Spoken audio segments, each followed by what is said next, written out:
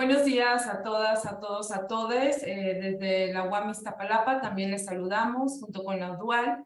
Venimos llevando a cabo estos conversatorios para visibilizar esta enorme problemática nacional, global, sobre los feminicidios. Hoy es la cuarta sesión. Hemos, pues en esto, a partir de que iniciaron el 19 de abril de este año, con la conceptualización del feminicidio, desaparición y feminicidio, feminicidio y medios de comunicación. Y hoy, bueno, pues tenemos el tema de transfeminicidio con dos mujeres admirables. Laila, gracias por aceptar. Viva, gracias por estar aquí con nosotras. Pues voy a hacer pues una breve reflexión del por qué la importancia del tema, de la problemática, por qué hablar de transfeminicidio, porque sabemos que México, y bueno, la Ciudad de México específicamente, tiene una recomendación en que yo creo que Laila hoy también va a abordar esa recomendación, y me imagino que Diva también, de nuestra compañera Paola Buenrostro, que fue asesinada el 30 de septiembre del 2016, y que a raíz de ese transfeminicidio hay una primera recomendación, una recomendación importante, que es la 2/2019, en reconocer el transfeminicidio, y que fue dirigido a la anterior Procuraduría, porque acordemos que ahorita ya es Fiscalía, fue dirigida a la Procuraduría General de Justicia de la Ciudad de México por la falta de debida diligencia y aplicación de la perspectiva de género y un enfoque diferenciado en la investigación del transfeminicidio de nuestra compañera Paola Buenrostro. Ahí en esa recomendación es importante por las violaciones al derecho a la identidad de género en relación al derecho a la igualdad y no discriminación, el privar de la vida, de la violación a la personalidad jurídica, al libre desarrollo de la personalidad, derechos de acceso a la justicia y bueno, y otros derechos que fueron vulnerados no solo para Paola, sino para su compañera Kenia y otras víctimas indirectas. La importancia que tiene esta recomendación, que desde luego nos va a llevar a hacer algunas preguntas detonadoras, pero también creo que hoy es importante que analicemos el por qué los derechos humanos nos traen aquí, el por qué la defensa de la vida de todas las mujeres nos debe de importar.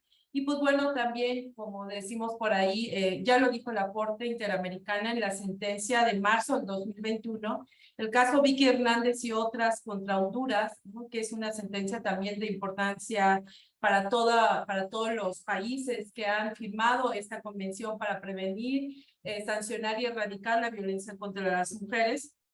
Una sentencia relevante sobre todo porque en esta sentencia la Corte dice o declara que se vulneró el derecho a una vida libre de violencia de Vicky Hernández y sus familiares, considerando que la Convención Americana para prevenir, sancionar y erradicar la violencia contra la mujer se refiere también a situaciones de violencia basada en su género contra las mujeres trans, ¿no? Y creo que con esa sentencia también relevante, pues podemos hoy apuntalar a ciertas preguntas que más adelante vamos a formular. Voy a leer las semblanzas de estas dos grandes mujeres que están hoy, el día de hoy con nosotras. La licenciada Laila Alam, no sé, tú me dices si pronuncio bien, Laila Alam Vázquez Flandes. Es licenciada en Filosofía por la Universidad del Claustro de Sor Juana. Colaboró en el Centro de Derechos Humanos Fray Francisco de Vitoria hasta el año 2019, en donde trabajó temas de derecho a la protesta social, derecho a la alimentación y soberanía alimentaria y los derechos de la persona LGBTIQ+. Asimismo, Laila ha colaborado en la gestión de espacios de generación de comunidad entre personas trans, así como con la impartición de talleres sobre derechos humanos dirigido al colectivo Resistencia No Binaris en 2019. Actualmente se desempeña como asesora en acompañamiento e investigación de casos de transfeminicidio en la Fiscalía de Investigación del Delito de Feminicidio de la Ciudad de México. Y sin duda, a Laila le debemos muchísimas aportaciones ahora desde la Fiscalía de la Ciudad de México, bueno, la Fiscalía Especializada en la Investigación del Feminicidio, y pues es un gusto, siempre un placer tenerla con nosotras. Gracias, Laila. Y bueno, Cassandra Manjarres Villalobos, Diva Cassandra, es licenciada en Ciencias de la Comunicación por la Universidad Autónoma de Baja California, Mexicali, con una especialización en cinematografía por la Asociación Mexicana de Cineastas Independientes, el CUEC, Centro Universitario de Estudios Cinematográficos de la UNAM, y en Columbia College de Hollywood, California, estudios de teatro en la UNAM y el Centro de Educación Artística de Televisa, CEA, Arte Dramático Independiente. Recientemente finaliza la maestría en estudios de género en la Universidad Autónoma de Nayarit. Diva es defensora de los derechos humanos de la comunidad LGBTIQA+, desde hace más de 35 años, 20 de los cuales ha vivido ya como mujer trans, integrante como una de las 20 del 2020 en el diplomado profesionalizante Mujeres Transformando a México de la Fundación Cuadros y Rostros AC, conjuntamente en el Congreso del Estado y la Cámara de Diputados. Directora del Departamento de Investigación a nivel nacional en Casa de Muñecas Tiresias AC, integrante del colectivo Orgullo Nayarit y presidenta del Consejo LGBT+ Nayarit y la comunidad de artistas e intelectuales de Nayarit, CAIN. Fundadora de la Red Feminista de Nayarit, actualmente forma parte de la compañía teatral Tianguis Teatro y de la Compañía Estatal de Teatro Nayarit. Nombrada al rostro del activismo 2020 en reconocimiento a su trayectoria en 2021 como integrante de los mejores activistas revolucionarios 2021. Además, es fundadora de Deuda Histórica AC para mujeres trans mayores de 50 años. Bienvenida, Diva Cassandra, y bueno, bienvenidas todas, todos, y gracias. Bueno, vamos a formular algunas preguntas. Eso en relación a justo a las trayectorias de ustedes, porque creo que es importante que no solo que nombremos esta problemática, sino que partamos de su definición. La primera pregunta sería, ¿cómo podemos definir el transfeminicidio como el asesinato de mujeres trans en razón de su identidad de género? Además, ¿qué condiciones adicionales, además de la identidad de género, hay que tomar en cuenta para definir el transfeminicidio? Es decir, ¿cómo lo podemos definir y qué condiciones adicionales, además de la identidad de género, debemos de tomar en cuenta para nombrar el transfeminicidio? ¿Y qué elementos de vulnerabilidad operan en el tema de la identidad de género? Esas serían como las tres primeras preguntas. Y bueno, pues iniciamos con Laila. Hola, buenos días a todas, todos.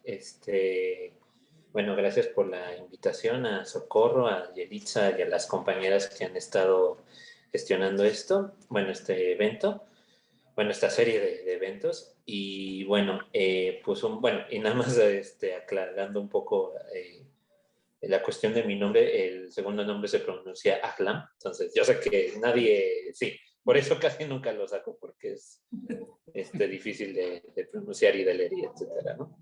Bueno, entonces, bueno, un poco,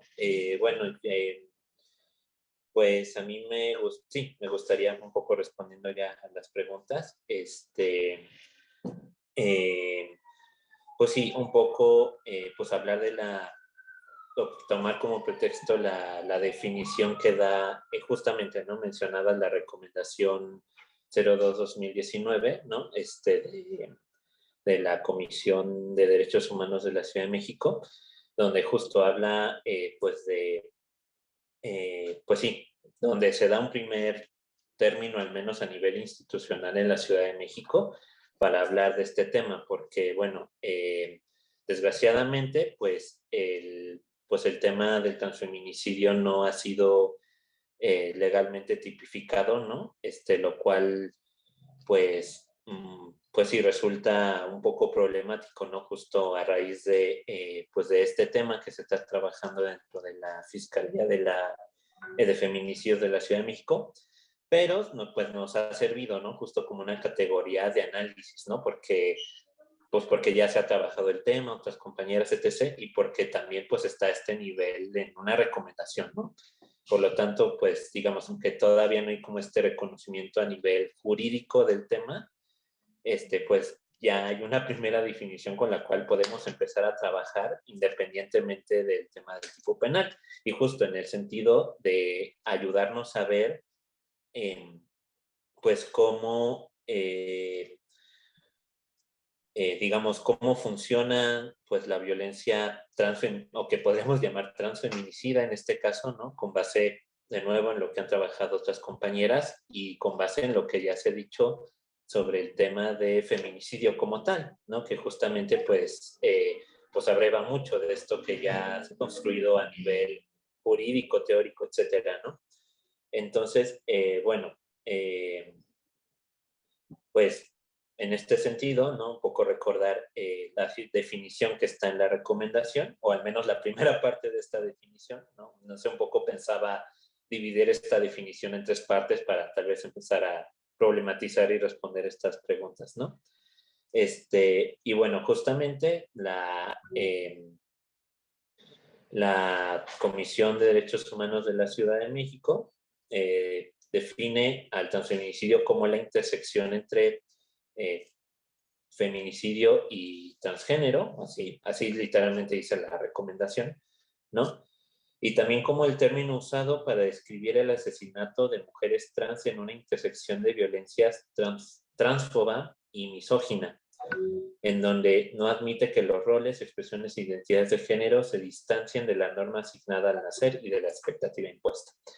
Entonces, ¿no? Eso pues nos da un poco para empezar a construir más, de forma más fina, ¿no? Este concepto del transfeminicidio, que por un lado, pues justo, ¿no? Está el antecedente pues de lo que se ha trabajado ya sobre feminicidio, en el caso de la Ciudad de México, sobre estas razones de género que reconoce el tipo penal, ¿no? Y bueno, a nosotras como a nivel de análisis, más bien nos invita a pensar justo en por qué nombrar el transfeminicidio, ¿no? Justo con esta etiqueta y teniendo este antecedente. Bueno, como seguramente aquí las compañeras ya lo saben, ¿no? Pues la categoría de feminicidio habla principalmente pues de un continuum de violencia previo a la privación de la vida de las mujeres, ¿no? Entonces, un poco haciendo el símil, ¿no?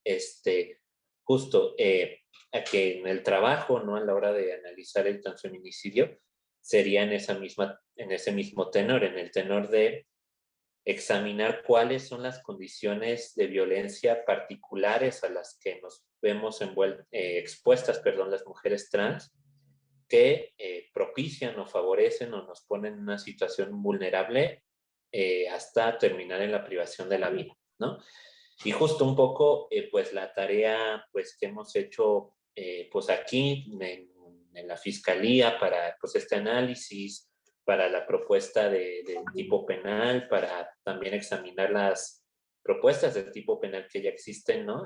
Tanto a Ciudad de México como a nivel federal, pues es justo, ¿no? Ver pues de qué manera estas violencias se cruzan con digamos, pues con las violencias que viven las mujeres en general pues, en esta ciudad, en este país, y cuáles son las otras diferencias, sí diferenciadas, ¿no? Entre mujeres cisgénero y mujeres trans, ¿no?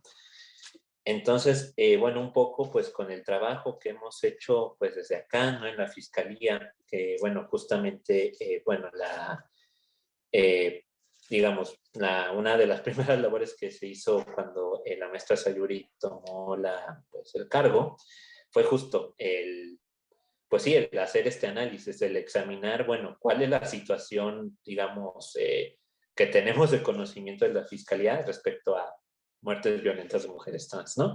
Y pues desde ahí, pues empezar desde el proceso de distinguir a las mujeres trans del resto pues, de otras identidades en el espectro de la población LGBTIQ+, porque justo por esta falta de perspectiva de la que adolecía pues la fiscalía, ¿no? Digamos, de tratar todos los casos como si fueran como personas LGBT en general o peor aún como tratar a las mujeres trans como varones homosexuales. Entonces desde ahí es la distinción, ¿no? Desde proporcionar esta perspectiva pues, de que desde el piso ético de que las mujeres trans somos mujeres, ¿no? Y de ahí distinguir, pues justo, ¿no? Cuáles son las particularidades de esas violencias que se ven pues en las sesiones, en las historias de vida, en los dichos de los perpetradores, etcétera, ¿no? Entonces, bueno, un poco examinando ya con esta mirada, ¿no? Pues encontramos, pues, por un lado que sí hay, digamos, pues, por ejemplo, el caso de Paula Buenrostro, ¿no? Que lo mencionaron, pues sí, sí, de este ejercicio de violencia correctiva, ¿no? Dirigida hacia un cuerpo que por la genitalidad o por cualquier otro aspecto corporal, digamos, pues no se acopla a las expectativas cisnormadas de lo que es un cuerpo femenino, entre comillas, ¿no? Pero también encontramos que se replican también pues en buena parte de los casos, pues las razones de género que ya están contempladas en el tipo penal de feminicidio como tal, ¿no? Los perpetradores son las parejas, el tema de la exposición de los cuerpos, la relación de confianza, etcétera.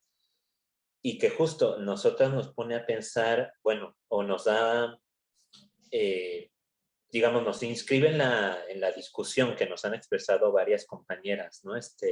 Natalia Cruz, compañera de la Asociación Mexicana de Trabajadoras Sexuales, está Sibón Guerrero, también compañera filósofa, ¿no? Colega, nos comentaban esta discusión de que en términos de un tipo penal, qué tan pertinente es la distinción de dos tipos penales, el de feminicidio y el de transfeminicidio, como dos cosas aparte, ¿no?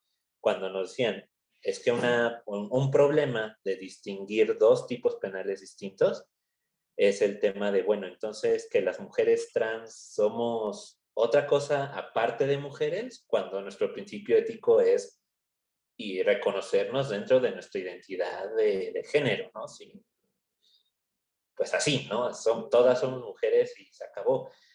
Pero también, pero del otro lado está el problema de, bueno, ¿y qué pasa con estas violencias dirigidas a la corporalidad, pues justo al proceso de transición como tal, ¿no? Que eso pues justo genera pues esta exclusión de servicios de salud, educativos, laborales, etcétera, ¿no? Entonces es un poco, la discusión va en ese tenor, ¿no? Y bueno, un poco nosotras lo que encontramos, ¿no? Pues ya, digamos, teniendo los casos de frente más allá pues de la discusión a nivel teórico, ¿no? Es que efectivamente, ¿no? Pues sí, que desgraciadamente, pues el género sigue operando pues como opera a nivel sistémico, ¿no? En el caso de las mujeres trans, en el que, pues, justo nos inscribimos, ¿no? Dentro de una dinámica de géneros, ¿no? Donde el género femenino es el subordinado, ¿no? Históricamente subordinado. Y pues justo vemos que estos patrones de subordinación, de sumisión, etcétera, se replican, ¿no? Y entonces vemos la réplica de estas razones de género también en los casos de transfeminicidio, ¿no? Respondiendo a cómo funciona la violencia estructural, ¿no? Pero al mismo tiempo, pues no se puede descartar que también está esta violencia de tipo correctiva, ¿no? En los casos de transfeminicidio, ¿no? Donde justo el tema es el cuerpo de esta persona o la forma de ser de esta persona no encaja dentro de los parámetros, pues, cisnormativos, ¿no? De mujer es igual a vulva y de varón es igual a pene, etcétera, ¿no? Entonces, bueno, en términos de tipo penal, pues no tendría que excluirse pues ninguna de estas dos, ninguno de estos dos supuestos porque sí pasa, ¿no? Y sí lo vemos en el análisis de estos casos. Y bueno, a nivel del trabajo que hacemos acá, pues un poco, pues de manera pues, provisional en lo que se resuelve esta discusión más a nivel legislativo, pues nuestra tirada, digamos, es pues sí reconocer primero la identidad de las personas, de las mujeres trans a lo largo de la investigación como mujeres y por lo tanto como inmersas en un sistema de género donde pues la mujer se subordina al varón, etcétera, etcétera, y que eso genera pues estas violencias, ¿no? Que, bueno, seguramente ya pues, se han tratado a lo largo de las sesiones que lleva este ciclo. Pero también, pues tampoco, pero al mismo tiempo también ver, pues las violencias específicas a las que nos vemos, expuestas las mujeres trans. Un ejemplo de esto, digamos, haciendo la estadística de estos casos, más de la mitad de las mujeres, pues sí que han sido, de las que sabemos, han sido privadas de la vida en Ciudad de México, provienen de otros estados, no de Ciudad de México, sino de, digamos, de Veracruz, de Chiapas, de varios estados, ¿no? Y eso, pues, a nosotras nos habla de, pues, de un flujo migratorio, ¿no? Pues, en esta idea todavía muy instalada, pues, creo que todavía, ¿no? De que la Ciudad de México es una ciudad de derechos para las mujeres trans, porque fue la primera entidad en la que se puede acceder al reconocimiento de identidad de género por vía administrativa, etc. Y porque están 2 clínicas Condesa, una serie de condiciones que hace la Ciudad de México un foco de migración para, pues sí, para mujeres trans que en algún momento de su transición, pues sí, ven en la Ciudad de México una oportunidad pues para acceder a otras cosas que en sus estados de origen no se podía. Bueno, en otros tantos ya, pues ya se está logrando, ¿no? El reconocimiento administrativo de identidad de género, pues creo que ya en 14 estados, si mal no recuerdo, no sé, pero digamos, pero esos avances son pues muy recientes, ¿no? Pero vemos justo esa particularidad en estos casos, ¿no? Entonces eso nos habla pues de estas otras historias que sí tienen que ver con un proceso de transición, que sí tienen que ver con una corporalidad no normativa, ¿no? Como en el espacio público, en el espacio doméstico, etcétera, ¿no? Entonces, digamos, pues sí, un concepto tal vez ya a nivel jurídico tendría que, pues, no obviar estos dos supuestos, ¿no? No, digamos, circunscribirlo claro en esto, lo ya existente respecto al feminicidio, pero focalizando también estas violencias que sí son particulares. Entonces, digamos ahí, pues una propuesta, ¿no? Por ejemplo, la propuesta del diputado Temístocles, me parece que es en ese sentido no de circunscribirlo de alguna manera al tipo penal ya existente de feminicidio, ¿no? Como un 148 ter, ¿no? Ahí meter el tema de transfeminicidio y meter pues todas estas consideraciones a nivel penal, pero sin desmarcarlo, sin hacerlo pues una cosa aparte, que obvie que también las mujeres trans pues ya, pues sí, como parte de la transición, como parte desgraciadamente de la transición también nos movemos envueltas en este sistema sexogénero, ¿no? Etcétera. Ok, Gladys. Bueno, gracias. Ahorita te devuelvo la palabra. Gracias por todo este amplio análisis que nos haces. Le voy a ceder la palabra a Diva para que también nos pueda exponer cuáles son o cómo podemos también definir el transfeminicidio, además de lo que ya nos comentó Laila, y qué condiciones adicionales, además de la identidad de género, deberíamos de tomar en cuenta para estar hablando de los transfeminicidios. Adelante, Diva. Gracias, Laila. Hola, muy buenos días. Bueno, pues para ampliar un poco ya todo lo que todo el panorama que nos ofreció Laila, ¿verdad? Muy extenso. Yo había pensado platicarles acerca de lo que es el transfeminicidio para la gente que todavía no logre comprender, ¿verdad? Muchas veces nos es incomprensible el hecho del feminicidio como tal, asociado justamente a la violencia directa por el simple hecho de ser mujeres. Entonces, las distintas formas en las que se manifiestan las fobias resultan metafóricamente entrelazadas y comparten el discurso con pensamientos y posicionamientos que desde un cierto sector del feminismo categorizan y no nos reconocen a las mujeres trans como sujetas de ser parte de esta lucha. A mí me gustaría enfocar lo que es este momento en el que estoy compartiendo con ustedes, porque se me hace muy importante decir,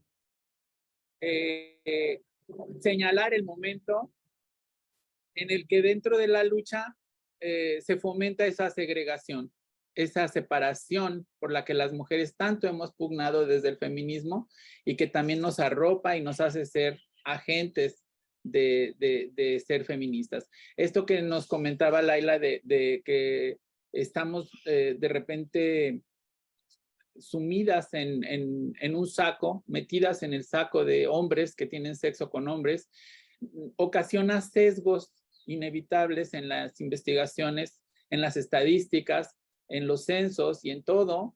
Entonces no hay un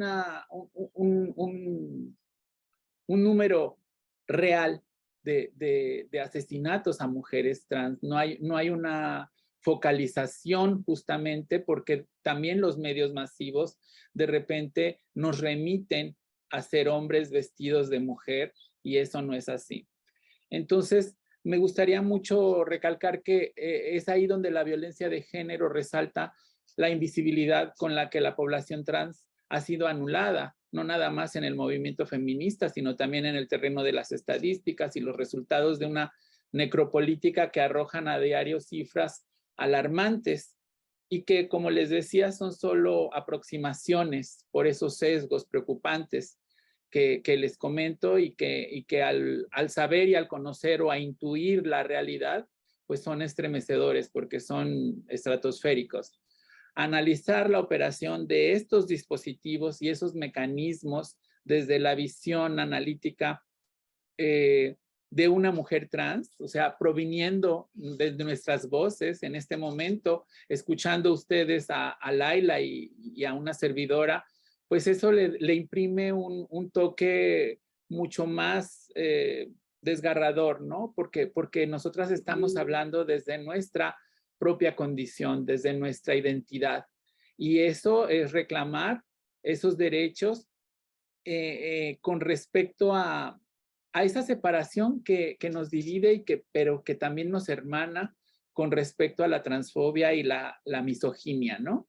Porque comparten mucho en común. Estos dispositivos como el machismo imperante, la doble moral acendrada en nuestra idiosincrasia mexicana, el abandono, la desintegración familiar, el maltrato y el abuso infantil, todas esas barreras respecto a la educación básica, por ejemplo, la formación académica, a todos los derechos básicos que en teoría son inherentes al ser humano y que en igualdad de oportunidades debería ser así, pero que no vemos, ¿verdad? Con claridad que sea cierta esa igualdad. Todo extraño nos significa un peligro a todo mundo que no conocemos a alguien o, por ejemplo, una bolsa negra que yo te diga, mete la mano y que no sabes qué hay ahí, vas a tener miedo de meter la mano porque es algo desconocido que no sabes si vaya a ser un premio o un castigo, si vaya a ser algo que te lastime o algo desconocido totalmente. Entonces a nosotras siempre nos han asociado con la peligrosidad de lo extraño. Somos nosotras las que venimos de fuera, las que vivimos de noche, las que estamos remitidas a ser las amantes prohibidas o el deseo de repente escondido de alguien. Y todo eso, pues el peligro que significa no es un peligro hacia los demás, sino que nosotras vivimos en peligro. Eso no lo analiza la gente, eso no ve que esa peligrosidad de lo extraño a menudo funciona al hacer que la violencia sea intrínseca o expresiva de un grupo y ya lo hemos visto, no es ninguna simulación que también ha pasado desde el racismo con los grupos afrodescendientes, el maltrato que se sigue perpetrando por el simple hecho de tener un color distinto de piel, los estigmas. Y entonces esa peligrosidad de lo extraño es una prensa que continuamente funciona en una lógica bien engrasada en sus engranajes, imprimiendo a diario el acoso transfóbico que funciona a través de esta misma lógica. Las personas trans somos posicionadas como extrañas, como fuera de lugar, desde esta corporalidad que nos hablaba Laila. Entonces, nosotras tenemos que luchar por el hecho de decir que ser trans no significa que le demos miedo a la gente. La gente no nos niega un trabajo por el hecho de que le demos miedo. Es por un odio que es muy difícil identificar de repente para separar del estigma el prejuicio. Y es lo que ha llevado, por ejemplo, a las autoridades a tener un limbo jurídico en los marcos y las normativas para poder delimitar esto que nos acaba desde todo su expertise en fiscalía, Laila, y de todo lo que ha limitado, así como en algún momento a las infancias trans para llegar a ser que el transfeminicidio sea tipificado con todas sus agravantes. Entonces, no nos resta más que seguir luchando, seguir escudriñando, ¿verdad? Porque es sería toda una larga tarde, a lo mejor, para poder explicar o para poder definir esas diferencias de repente en donde cuando los crímenes de odio se ponen en la mesa, llega un momento en el que tienes que decir cómo puedo yo justificar o cómo yo puedo señalar o cómo yo puedo penar contra alguien por odio. Y ahí es en donde el prejuicio y el estigma radica esa frontera, esa línea delgada que separa y que no nos permite decir, bueno, está bien, yo no puedo señalarte por el odio, pero el prejuicio sí, porque yo te pongo a ver, por ejemplo, si llega a comer una persona al restaurante en donde tú atiendes, lo que acaba de pasar en el Sorona Grill para no ir lejos.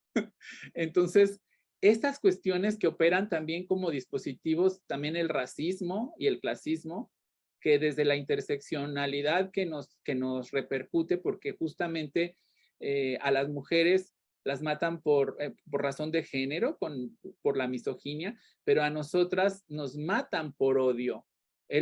La transfobia imprime a una quinta o eleva las potencias insospechadamente todo el odio que imprimen sobre nuestras cuerpos, porque no se conforman con solo asesinarnos o asfixiarnos, sino que mutilan, acribillan nuestros cuerpos con 120, 130, 150 puñaladas y en situaciones en las cuales nos basurizan, nuestros cuerpos son remitidos y dejados por ahí abandonados en algún terreno baldío, en algún paraje oscuro, después de haber sido utilizadas, después de haber sido violentadas y violadas.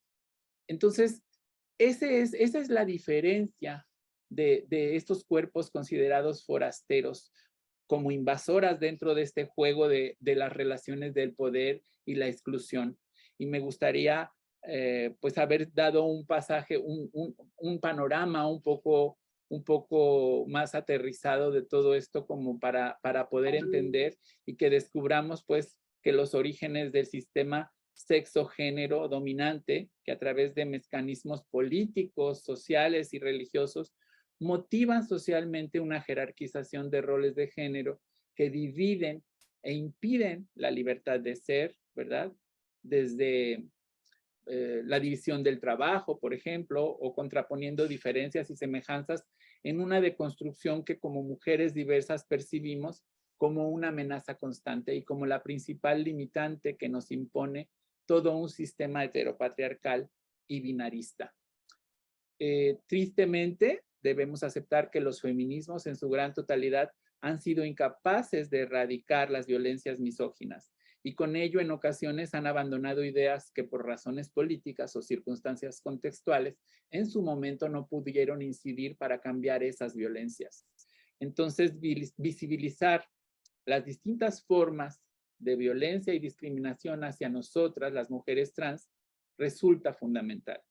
Porque para lograr comprender los mecanismos de cómo operan, es necesario conocer las acciones que hay en relación a la transfobia, al cisexismo, la homofobia y el sexismo como tales.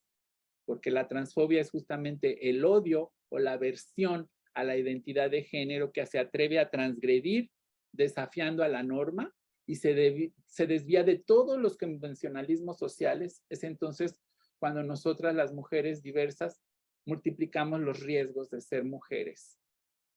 Enfrentamos ese sexismo tradicional con el que batallan las mujeres, ese que entiende a lo masculino como algo superior y ve lo femenino siempre como algo inferior, subordinadas a lo que se entiende como supremacía de lo masculino en una jerarquía de género que asume todavía una menor autenticidad a lo trans por considerarnos aún todavía por debajo de ser mujeres. Entonces, una mujer indígena, una mujer de raza negra, de cualquiera con alguna discapacidad, somos mujeres, todas somos mujeres y vivimos diferentes formas de ser mujeres.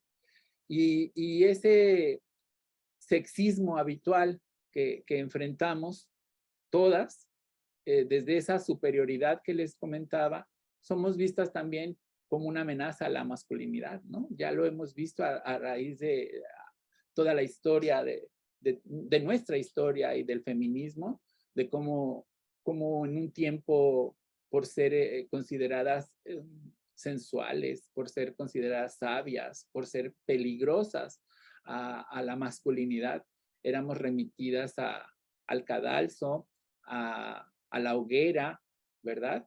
Por ese miedo a la superioridad que nosotras, porque nosotras no somos una minoría, mucho menos las mujeres diversas, sino todas las mujeres somos todavía comprobadamente la mayoría en el mundo, ¿no? Somos mucho más que la mitad de la gente que poblamos todo el planeta. Entonces, en este sentido, nuestros activismos trans se cruzan con la lucha del feminismo, hermanados entre sí desde la resistencia y la articulación colectiva para desafiar justamente ese tipo de diferenciaciones tradicionales que a unas les hacen creerse mejores y cuestionarse a otras a través de la opresión y la misoginia. Con esto me estoy refiriendo al feminismo radical, ¿verdad? De ese feminismo transexclusionista de todo lo trans, las radicales feministas, las denominadas TERFs, ¿no? Entonces, estos discursos también de odio son el precursor y son el aparato dispositivo que inicia también dentro de los medios de comunicación y en las redes sociales, dentro de la religión y de todo lo que de repente nos atosiga o crea una cierta ideología en contra de nosotras, pero que la ciencia y las mismas leyes han llevado a un momento desde la libertad de ser en el libre desarrollo de la personalidad a través de los derechos humanos, la Corte Interamericana de Derechos Humanos, la Suprema Corte de Justicia de la Nación y todas las autoridades y todos los convenios y todos los tratados a los cuales estamos vinculadas, ¿verdad? México, sobre todo, que ha firmado y que eso nos pone a la vanguardia de todo lo que significa que la identidad de género y la orientación sexual son muy independientes de todo lo demás, no tienen por qué ser razones de exclusión en ningún ámbito. Y bueno, pues los principios de Yogyakarta, sin ir más lejos.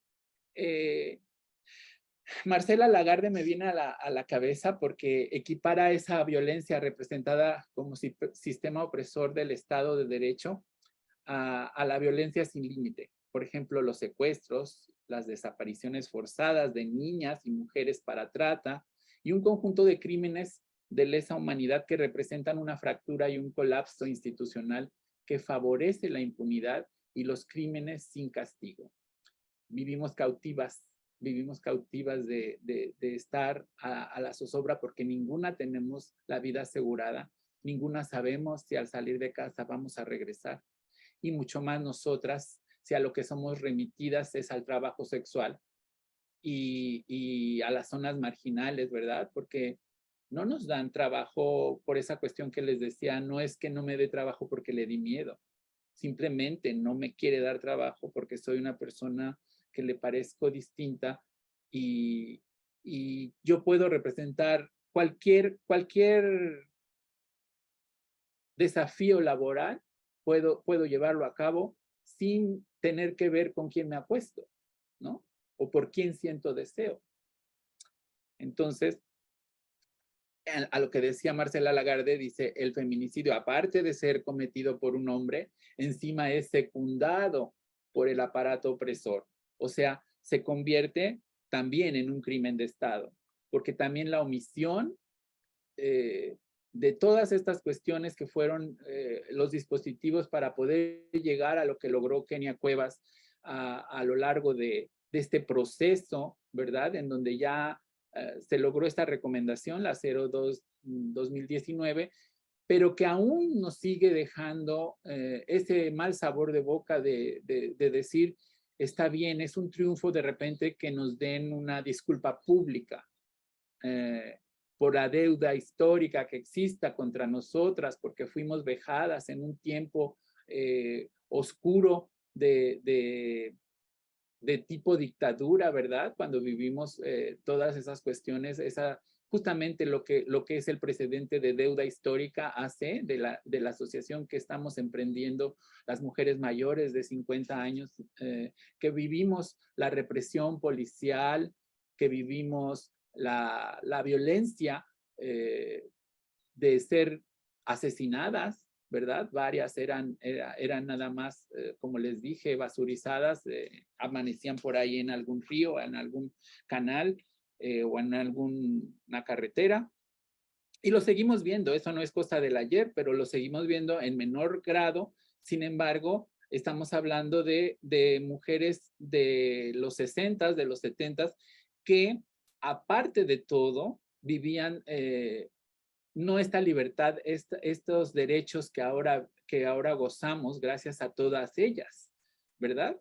Y en esas me incluyo porque también yo soy parte ya de las de mayorcitas de 50, que nos tocó vivir esas represiones, que nos tocó vivir un oscurantismo en donde los medios de comunicación como el Alarma nos trataban como mujercitos, como, ay, quieren ser mujeres, o sea, una deshumanización justamente total de todo lo que el Estado ha secundado, porque de repente esta recomendación pues nos sabe a gloria porque es un precedente para poder iniciar, ¿verdad? Para poder tratar de ver, pero mientras sigan soltando a los agresores, mientras siga siendo una cuestión tan,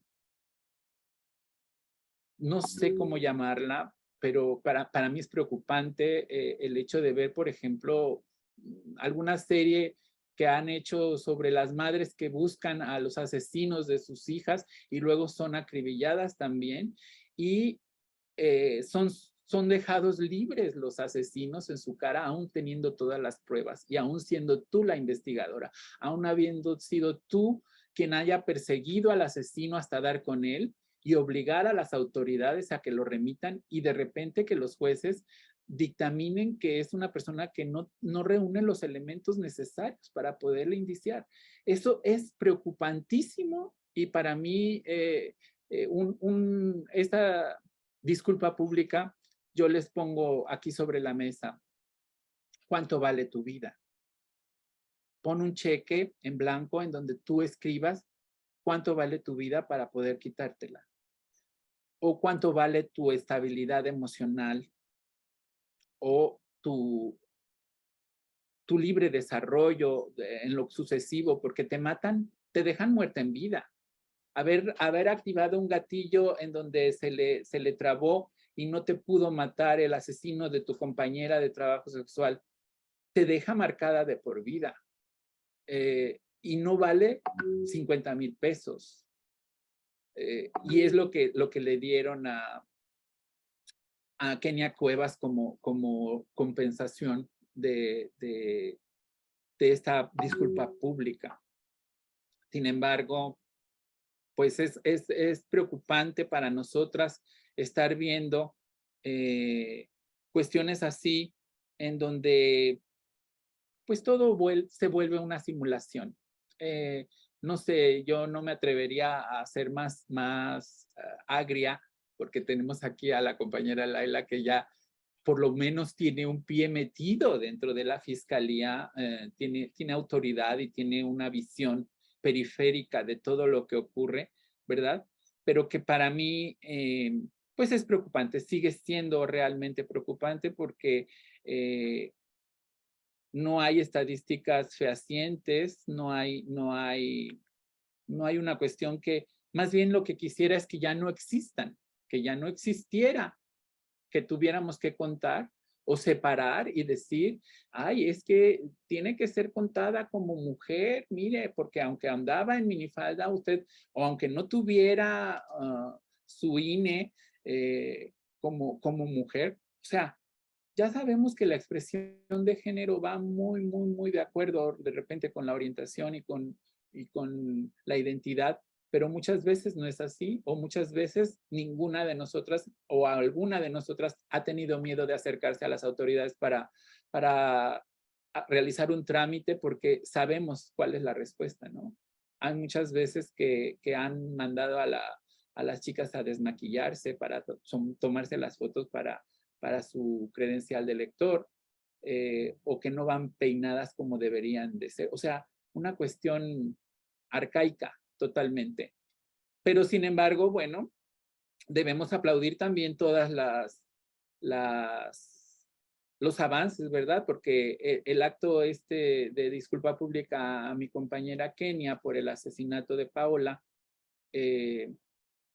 es una cuestión que de repente te hace sentir como mujer trans, qué bueno que se está haciendo algo, pero nos falta mucho más por hacer, nos falta mucho más porque se tiene que tipificar como un delito con todas sus agravantes, como lo dije anteriormente, y es para mí, pues, de repente toda una rueda de la fortuna, un mare magnum de ideas que se me vienen a la cabeza, porque no solamente es de la forma en que nos acribillan, sino también el crimen social que se vive desde el momento en el que somos marginadas, desde temprana edad, desde muy temprana edad.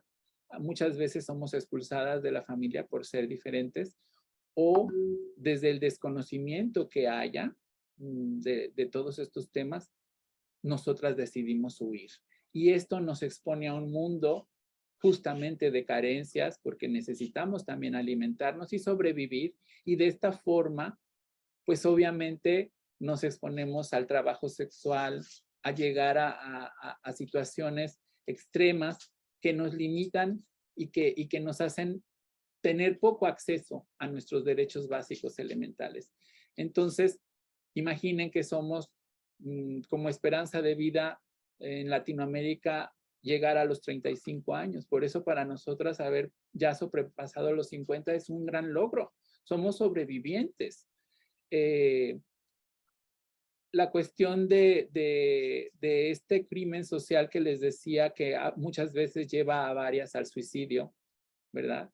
Y que muchas aún no hemos sido asesinadas ni acribilladas, pero que vivimos muertas en vida, con todas las limitantes, sin tener acceso a un tratamiento, por ejemplo.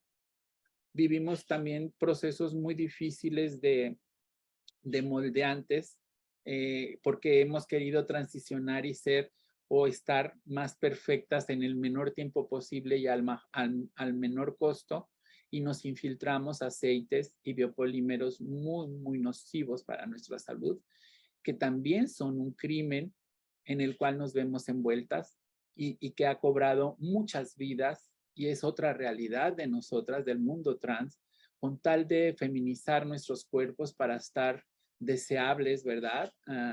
En el trabajo sexual y para volver a ser cosificadas al final de cuentas y remitidas a esta hipersexualización de la que nos deberíamos de liberar, porque todas somos hermosas con el cuerpo que tengamos, con las formas que tengamos, todas somos diversas y todo mundo en el mundo somos trans, porque en el mundo entero cada quien siempre ha buscado hacer o mejorar lo que no le gusta de sí mismo.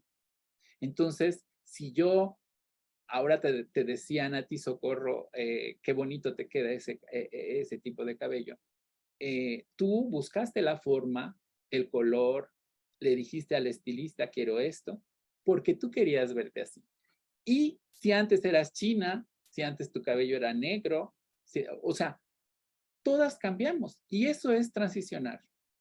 Si a mí no me gustaba los dientes chuecos, voy al dentista y me los arregla. Y eso es transicionar. Cirugías plásticas, botox, arreglos, todo mundo lo hacemos. Eso no es una cuestión exclusiva de algún sexo. Antes a lo mejor se hubiera visto como algo femenino. Hoy todo el mundo lo hace. Entonces, deshacernos de todos esos prejuicios que nos dividen, que nos separan y que justamente damos al nombrar los transfeminicidios así como tal, visibilizamos con ello que el asesinato que se ha perpetrado es contra una mujer trans. Con ello damos reconocimiento a nuestra agencia como mujeres trans, como sujetas políticas, señalando que la característica principal de un transfeminicidio y de los feminicidios es la impunidad. Y lo que Michel Foucault llamó los cuerpos hablantes, ¿verdad? Y lo que Judith Butler llama como los cuerpos que importan, pero que en realidad son cuerpos inertes cuyas voces jamás volveremos a escuchar. Y con esto quiero darle la palabra ya otra vez a mi compañera porque ya me excedí. Ok, muchísimas gracias, Diva. Sí, pero también vemos que hubo un problema ahí. Tiene nuestra compañera Laila problemas de conexión porque sí, no está ahorita en la sala, se salió. Bueno, la sacó, me imagino, su parte de conexión. Entonces, Pero pues, voy a darle la palabra a nuestra compañera Nalí, que también, bueno, quiere perfecto. participar antes de que podamos formular las siguientes preguntas. Adelante, Claro. Nalí. Sí, Diva, la verdad es que pedí la palabra porque tu intervención me pareció absolutamente brillante, sobre todo porque yo soy una amante de la teoría bastante y veo que vos la tenés ahí al toque. Y la verdad quería hacer un comentario y también hacerte una pregunta, bueno, si Laila entra también. Me pareció muy bueno, muy excelente el panorama que hiciste respecto a esta cuestión de lo extraño, ¿no? Cómo bajaste esto de lo extraño y peligroso, pero también lo pusiste en esta situación de lo afrodescendiente, del racismo, del clasismo, y finalmente terminaste tu discurso como yo, digamos, deseaba que lo terminaras diciendo que todas somos personas trans. Yo hace poco también escribí un texto que van a publicar que puse yo soy una persona trans, justamente porque creo que, bueno, vivo en la Ciudad de México y soy argentina, entonces siempre estamos en constante transición, ¿no? De todo. Entonces quería solamente hacer un comentario, como les dije, mi comentario tiene que ver con esta confusión, no sé si llamarla confusión, conceptual, ¿no? Que existe respecto a una mujer, una mujer trans, una persona LGTB, ¿cómo, no? Entonces creo que ahí está el gran conflicto que tenemos, y lo digo a partir de lo que nos concierne, que son las cuestiones de la universidad. yo siempre, esto que digo es Vox Populi, porque siempre estoy pensando en por qué los protocolos que son contra la violencia hacia mujeres y colectivos LGTBIQ+. Entonces ahí yo siempre me preguntaba quiénes eran esas mujeres, cuál es el concepto de mujer que tienen estos protocolos. Y cuando se habla de la lucha de las mujeres, ¿quiénes son esas mujeres? Entonces esas mujeres parecen ser, según el entendimiento general, que tienen un cuerpo de mujer y que son heterosexuales. Para mí serían esos dos puntos, ¿no? Porque creo que las lesbianas estaríamos en el LGTBIQ, las mujeres trans estarían también ahí en el otro colectivo. Entonces, es tal la discriminación conceptual que hace que todo se confunda. Entonces, realmente, vamos a decir, en el marematum de todo lo que estamos escuchando todo el tiempo, que lo que dijiste vos, ¿no? Que una mujer trans tiene sexo con un hombre y entonces es gay, ¿no? Para mí sería, en realidad creo que hay una primera confusión, porque realmente el género no tiene que ver con tu sexualidad, y yo conozco mujeres trans que son lesbianas, entonces no tiene nada que ver con acostarse con un hombre, porque para mí una mujer trans que se acuesta con un hombre es heterosexual. Entonces, desde esas categorías, ¿no? Entonces, para mí, primero hacer como un llamado un poco a estas definiciones que tenemos y confusiones que tenemos entre la identidad de género, la sexualidad y esta situación del cuerpo que bien dijiste, y gracias por haber hecho ese llamado contra la transfobia de los movimientos feministas radicales. En principio porque nuestra red, está totalmente en desacuerdo, o sea, desde el punto de vista del cuerpo, como bien nombraste a Foucault y la biopolítica y a Judith Butler y los cuerpos que importan, en este momento del mundo, yo creo que siempre, pero vamos a decir en este momento del mundo, estuvimos mucho más allá de un cuerpo. Creo que la cuestión de la corporalidad, como bien dijiste, y como bien dijo Laila respecto a esta cuestión de definir si es un transfeminicidio, si es un feminicidio, etcétera. Finalmente es lo que decías, ¿no? Vos, que, bueno, tomé muchas notas, pero en parte es decir, las fobias, ¿no? ¿Cuáles serían esas fobias que nos atraviesan? Porque también en otras épocas un hombre gay fue atravesado por la homofobia y así, y así, y así, y así. Y más que su cuerpo era su orientación sexual o su como digamos, rompimiento de ese sistema sexogénero, porque eso ya pasaba, o sea, esto es lo que para mí, ustedes, las mujeres trans, yo siento que empiezan a romper definitivamente con esta situación que ya no tenía cabida, porque ya no tenía cabida, ya no se podía estructurar a un hombre gay, una mujer lesbiana, hombre, mujer, que tenía que ver la sexualidad. Entonces creo que las mujeres trans vienen a eso, y justo retomando a Judith Butler, en el prólogo al género en disputa, ella habla de su tío, ¿no? Que su tío empieza a ser una mujer trans y que a partir de ahí ella empieza a pensar todo esto, y es Judith Butler quien afirma la teoría queer, ¿no? Y comienza la teoría queer. Entonces, bueno, ese sería mi comentario, que creo que hay que hacer un llamamiento a esta situación de poder visibilizar claramente los conceptos. O sea, no es lo mismo, es lo mismo. ¿De qué estamos hablando cuando hablamos de mujeres? ¿Son todas heterosexuales? ¿Sí? ¿No? O sea, hay un cuerpo, ¿cómo? O sea, qué sería? Porque para mí, si vos, Diva, vos, Laila, te consideras una mujer, para mí lo sos. Sí, no voy a estar pensando en más que eso, ¿no? Porque es una cuestión de autopercepción. Y por otra parte, la pregunta es, ¿qué propondrían ustedes, o de qué manera pensarían que podríamos empezar a dialogar o soslayar, o no sé cómo decirlo, o traspasar o transicionar este problema o este odio, y estoy hablando de los movimientos feministas, o sea, radicales.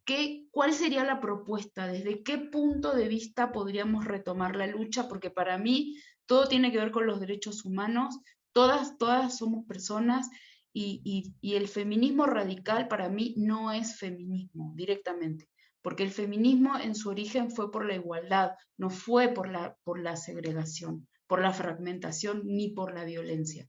Entonces yo directamente ni siquiera las considero parte del feminismo.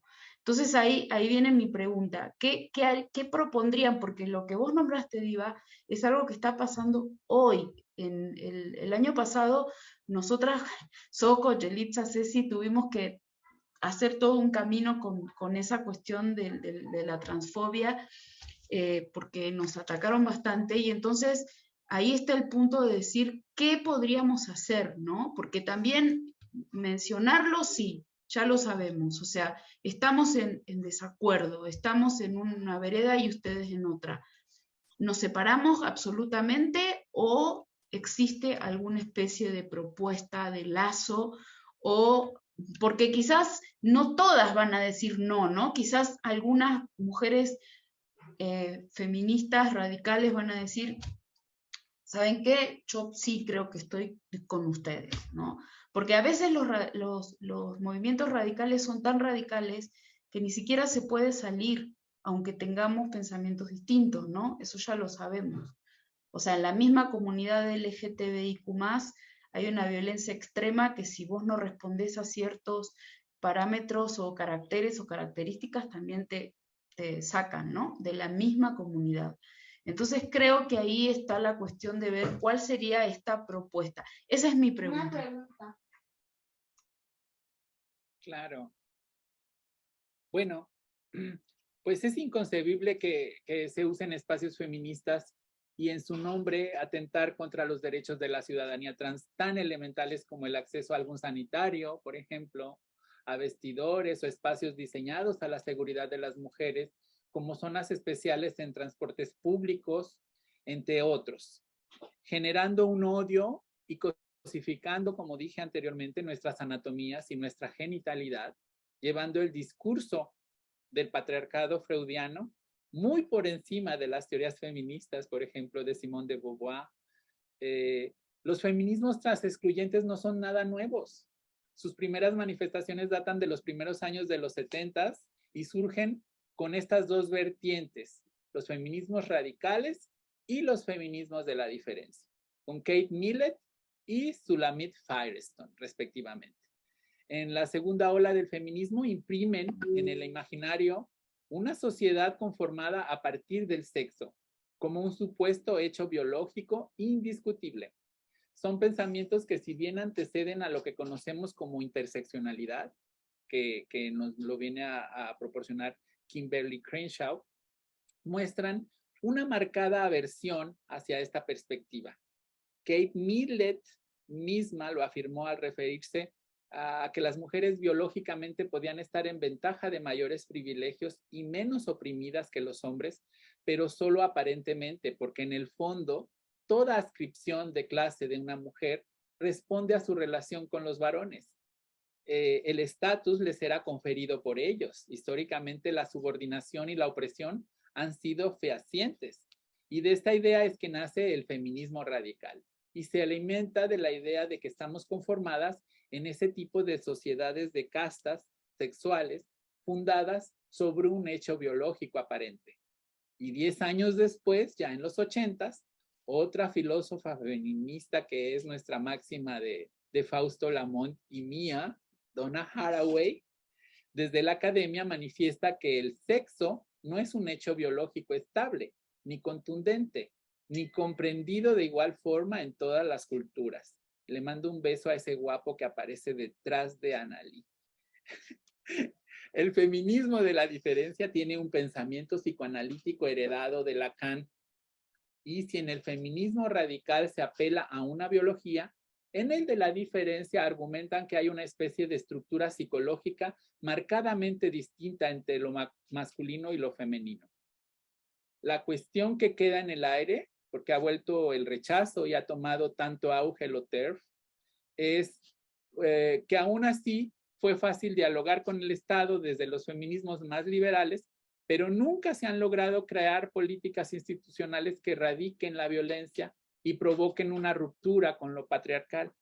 Y en este clima vuelve la violencia feminicida a toda Latinoamérica y en consecuencia precisamente este regreso de lo radical que refuerza el discurso de odio desde las redes sociales, la nueva tecnología, satanizando la otredad, infundiendo pánicos moralistas que nos dan lectura como corporalidades dañinas, como esas peligrosas que les decía, asociadas a lo peor, con vidas insulsas, entregadas a la perdición. Es que no tenemos otro panorama, no hay espacios, no hay otro contexto en donde nos podamos ver nosotras. Todas somos remitidas al estilismo y al trabajo sexual. No podemos ser poetas, no podemos ser filósofas de la ciencia, no podemos ser conocedoras de otros rubros, escritoras. Estamos siempre vistas como algo peligroso. Y entonces esas tesis refuerzan también que la genitalidad masculina representa potencialmente un riesgo y una peligrosidad, apelando a la biología nuevamente y a la socialización con inconsistencias que al final coinciden en esa causa y efecto excluyente. Para la complejidad de estas violencias se buscan respuestas fáciles y tangenciales, y solo de esta forma se podría comprender que asocien que alguien que un día tuvo una identidad masculina represente peligro. Esta idea aleja de toda posibilidad de reconciliación entre los feminismos, lo cual es lamentable porque esto se convierte en una batalla pírrica, en donde irónicamente quien cree ganar es quien más perdió en la batalla. Pero quien no conoce su historia está condenado a repetirla. Entonces, todo esto viene desde el siglo XIX, porque ya ocurrió en el feminismo de la primera ola, cuando erróneamente creían que el avance de los derechos humanos en hombres negros les significaba una amenaza a las mujeres blancas feministas.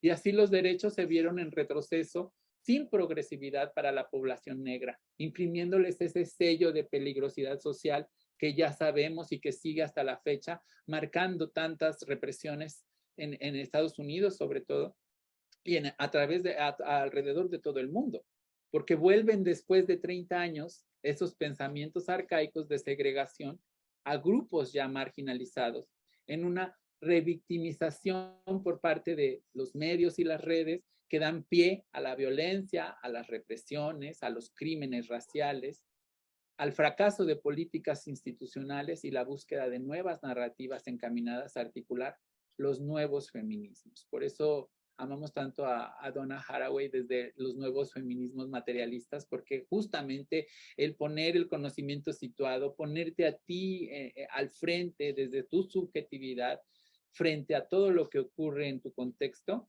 es lo que da pie a esa agencia de ser mujeres, lo que nos hace ser parte del feminismo desde la perspectiva, como bien dices, Anali, de que somos iguales, de que como que vamos luchando y de repente ya que ganamos derechos, te hago aparte y te hago a un lado así tan fácil de decir, no, es que ya ganamos, pero tú vete para allá, como cuando las sufragistas ganaron el voto y de repente las mujeres negras decían, ¿y que yo no soy mujer? ¿Por qué sigo siendo tu esclava? ¿No? ¿O por qué si también yo tengo derecho o soy sometida a ser quemada en la hoguera o soy llevada al cadalso? ¿A poco no también tengo derecho entonces a subirme a una tribuna como lo hizo Olympe de Gouges? Entonces, son tensiones dentro de los feminismos, facciones Total. que con base a la genitalidad determinan la irrefutabilidad crítica del género, ahora denominadas radfems, en donde el género en sí es un sistema de marginalización ya como tal de por sí, porque desde la interseccionalidad, siendo mujeres, a cada una nos atraviesan diferentes formas de sexismo y entre sí todas tenemos diferentes factores que nos afectan.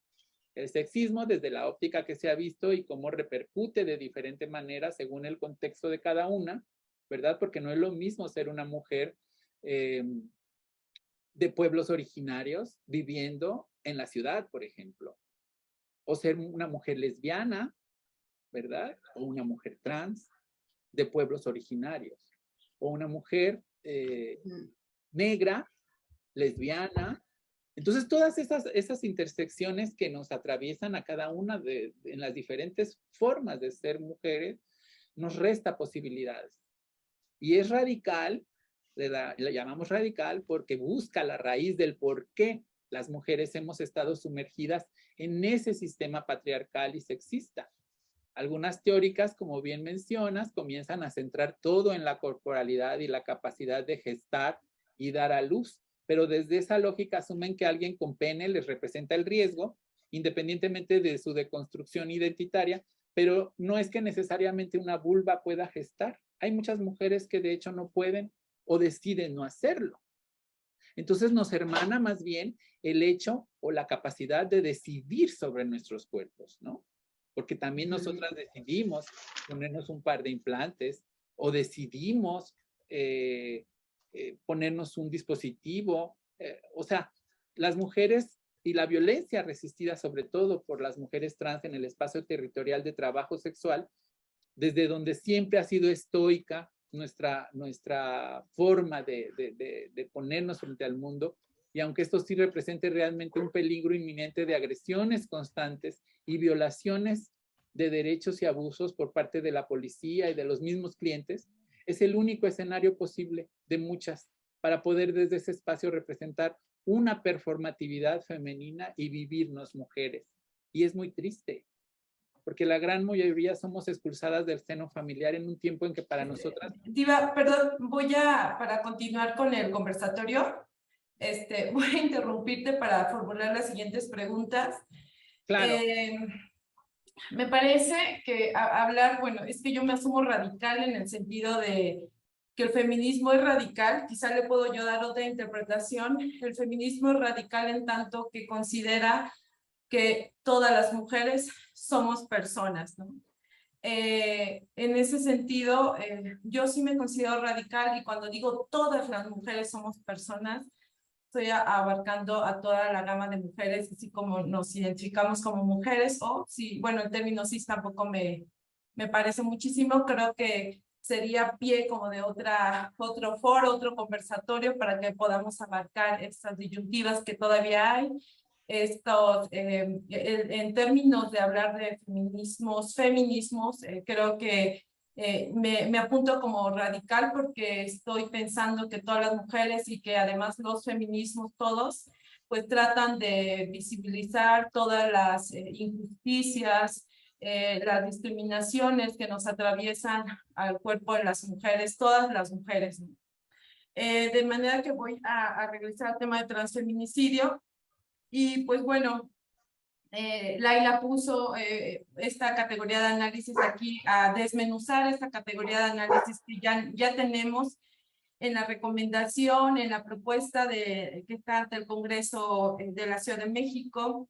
Creo que tenemos hoy en este conversatorio como que las bases para poder sentar ya una definición o poder hablar de una definición del transfeminicidio.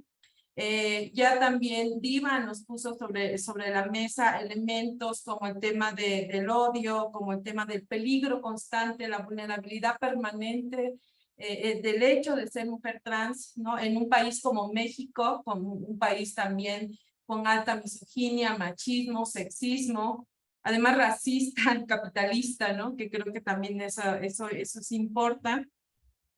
Y bueno, ahora pues vamos a dar pie también a hablar sobre cuáles son esos obstáculos, ¿no? Y que creo que Laila nos puede también abonar muchísimo en qué está pasando en la Ciudad de México y qué está pasando en los demás estados de la República, Laila y Diva, acerca del tema de los transfeminicidios, es decir, cómo vive la comunidad trans, o sea, porque si bien es cierto que aquí en la Ciudad de México sí tenemos avances relevantes, ¿no? Que ya hay una iniciativa que está ya creo que muy avanzada, y no sé en otros estados de la República, pero ¿qué falta en los demás estados de la República? ¿Cuál es el nivel del avance de esta iniciativa?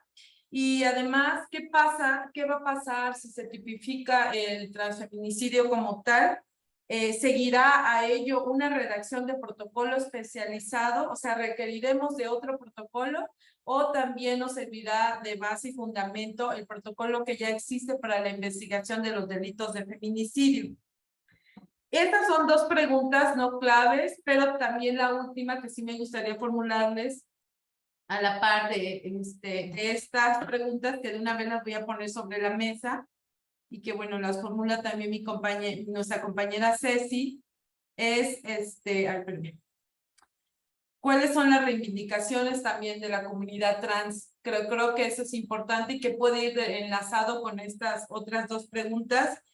Y bueno, también Laila y Diva, ¿cuáles son los obstáculos a los que se están enfrentando las víctimas indirectas de transfeminicidio ante los sistemas de procuración de justicia? Yo sé que son varias preguntas, pero bueno, les daremos, son 10 minutos de participación a cada una, ¿les parece? Para que puedan formular estas respuestas. Adelante, Laila. Sí, gracias. A ver, bueno, creo que en cuanto a los avances, ¿no?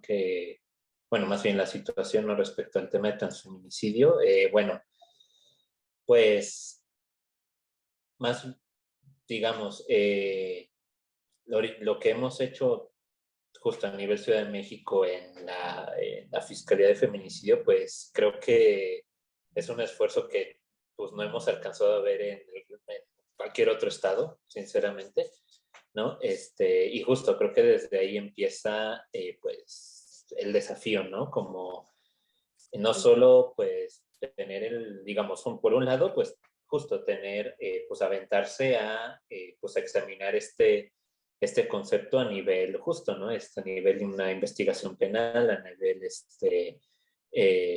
a nivel jurídico, a nivel en los juzgados, etcétera, ¿no?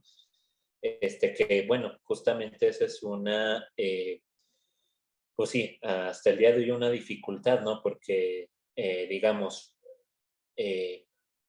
aquí internamente se sigue de nuevo el protocolo existente de investigación de feminicidio aplicado a estos casos, ¿no? Justo de nuevo en este entendido, ¿no? Las razones de género que se replican, las vulnerabilidades que se pueden acreditar en dictámenes de antropología, etcétera.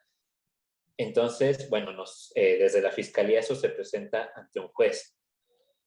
Y ahí es donde entra un poco pues sí, esta distancia hasta conceptual, ¿no? Desde aquí está claro el concepto, porque hay pues una perspectiva y un trabajo pues ya hecho, se ha habido capacitaciones para los ministerios públicos, etcétera, pero el juez a nivel penal justo, pues entra un poco en conflicto. Bueno, ¿qué tanto puede un juez acoplar esto que me presenta el Ministerio Público con lo que yo con las herramientas jurídicas que tengo a la mano? En este caso, el tipo penal de feminicidio, que se ha logrado. Algo bueno también justo con el que se ha trabajado con el área de judicialización de aquí de la Fiscalía es eso, ¿no? Poder presentar independientemente de estos temas de, ya no digamos del cuerpo de la persona, sino de la identidad jurídica de la persona, digamos, el esfuerzo ha sido argumentar, ok, esta persona se vivía dentro de una vivencia de género femenina, con lo que eso implica a nivel vulnerabilidades, pues, la violencia sistémica, todo esto que ya pues, se hace en cuanto a feminicidio. Y bueno, y por lo tanto se reconocen estas razones de género que a mí, judicializador, me alcanzan para justo vincular a una persona, girarle una orden de aprehensión, etcétera, por feminicidio, ¿no? Se ha logrado, pero de nuevo está ese tema, ¿no? A nivel jurídico que está pendiente. Eso por un lado. Por otro, bueno, el paso previo a toda esta discusión jurídica, que es pues tener cifras, contar cuáles son pues cuál es la incidencia de mujeres trans, y ese fue pues el primer trabajo que de manera personal me tocó a mí aquí en la Fiscalía, ¿no? De nuevo, distinguir de la anterior agencia pues sí que se dedicaba a la investigación de muertes de personas LGBT en general, distinguir cuáles de ese cúmulo de carpetas corresponden a mujeres trans, y ahí, de nuevo, considerar en cuenta, bueno, un hombre jurídico igual y no te lo dice porque igual esta persona no accedió al trámite de reconocimiento de identidad de género al momento de ser privada de la vida. El tema de, no sé, un poco el parámetro que hemos usado aquí incluso es un poco considerar, ¿no?, lo que se ha dicho en cuanto a crímenes por prejuicio, ¿no? De que en los que la Corte Interamericana y otros organismos pues estipulan pues que el detonante es la identidad u orientación sexual de la persona real o percibida. Y aquí pues justo un poco nosotras pues, de tener el cuidado de, pues de aprender a ver cuáles son pues esos detalles en el lugar de los hechos, en la forma de vida de la persona, etcétera, que si bien, pues, no sé, alguna persona que no ha podido acceder, que no, digamos, que al ver en un cuerpo o un expediente, etcétera, dices, no, que esta persona no cuenta con intervenciones quirúrgicas, con tratamiento hormonal, pero hay X prenda o uso de maquillaje, no sé, cualquier cosa que a nosotras nos pudiera hablar de, ok, es de determinar si eso es relevante para el caso o no. Entonces ahí, digamos, no es tanto focalizar sobre la identidad real de la persona, sino sobre esas razones de prejuicio o de género que se entremezclan una con la otra, pero justo para eso tiene que haber esta mirada, pues, en este caso, carpeta por carpeta, ¿no? Porque, de nuevo, ¿no? Para proporcionar esa perspectiva, estos parámetros de que, lo mismo que en feminicidio, ¿no? Que ha sido, pues, una lucha de años a nivel institucional aprender, bueno, ¿qué tienes que mirar para poder determinar un caso de tal o cual forma? Y lo mismo, pues, está aprendiendo y impulsando acá. Y bueno, y eso pues repercute en un poco lo que decía la compañera Diva, ¿no? El tema de las cifras, de la estadística, que bueno, aquí pues ya se realiza un poco, más bien ya se realiza desde hace 2 años esta estadística, entonces los datos están en la Fiscalía, se están actualizando pues constantemente, ¿no? Entonces, bueno, eso también pues para tener herramientas justo para el tema de legislación, políticas públicas, etcétera, ¿no? Y bueno, perdón, me perdí un poco en las preguntas, que respondí una o dos de Sí, Laila, la siguiente, bueno, las otras preguntas, bueno, me nos gustaría también que nos dijeras si esas estadísticas son públicas de la Fiscalía. Y bueno, ¿cuáles son los obstáculos a los que se enfrentan las víctimas indirectas de transfeminicidio ante el sistema de procuración de justicia? Gracias. Bueno, respecto a las cifras, como les comento, se están actualizando constantemente, ¿no? Tenemos pendiente una publicación que, bueno, por X o por Y se ha alargado con la Oficina de la Alta Comisionada de los Derechos Humanos, pues justo sobre el tema de transfeminicidio, específicamente Ciudad de México, un poco en estas 2 vías, ¿no? De presentar, más bien, sí, de ayudar institucionalmente a tener estos parámetros, a focalizar sobre estos temas, sobre de nuevo la espiral, el continuum de violencia, lo que se tiene que prestar especial atención en la privación de la vida de una mujer trans, y por otro la parte de transparentar pues lo que ya se ha documentado, ¿no? Lo que ya se tiene, ¿no? Y que se puede por supuesto perfeccionar, etcétera, pero que ya hay un primer esfuerzo. Esto está pendiente, pero digamos también, pues, bueno, como ustedes saben, Ciudad de México, bueno, sí, entiendo, en todo el país el sistema de portal de transparencia. Entonces, desde ahí también nos han preguntado varias veces, ¿no? Justo sobre estas estadísticas, entonces también por ese lado, pues también se puede hacer público, ¿no? También la compañera de estadística de aquí, bueno, que estaba aquí en feminicidios, ahorita ya está en la coordinación de investigación de delitos de género, está el mapa de feminicidio de la Ciudad de México, entonces ahí también hay otra ventana como para justo también desglosar la información que ya está en línea, que ya de hecho está en línea, pero digamos, faltan un montón de variantes, etc., pero bueno, también es una ventana que podemos aprovechar para, pues, por esta vía también, pues, dejar pública la información en esta herramienta que se puede perfeccionar y que la intención es que se perfeccione. Y bueno, respecto a víctimas indirectas, bueno, creo que un desafío, al menos, o sea, pensando en los casos que sí trabajamos aquí en la Fiscalía, es por un lado el reconocimiento de la familia social. Ese creo que es todavía un tema que se tiene que afinar a nivel conceptual jurídico, justo pensando en el caso de Paola y Kenia, ¿no? Que justo fue uno de los temas, ¿no? Que puso, que están en la recomendación, etcétera. De nuevo, haciendo énfasis en que... la Soñare, ¿verdad? Creo que es... El que acaba de... Parece que sí, en la que hubo sentencias, sí, justo también. Sí, recientemente una sentencia, y justo, ¿no? por esta... Sí, reciente la sentencia condenatoria, la primera sentencia condenatoria por feminicidio de México. Justo hablando de mujeres trans. Y justo, de nuevo, por este tema de muchas de las compañeras, pues, provenientes de otros estados, con estas historias de exclusión familiar, o incluso aunque no exista esa historia de exclusión familiar, también es un reto el tema de la comunicación entre la familia en los estados y también, pues también en muchas veces, bueno, sí, de las veces que hemos documentado en situaciones de vulnerabilidad también, ¿no? Donde la comunicación es escasa, donde, no sé, cantidad de circunstancias también en el resto de los estados, ¿no?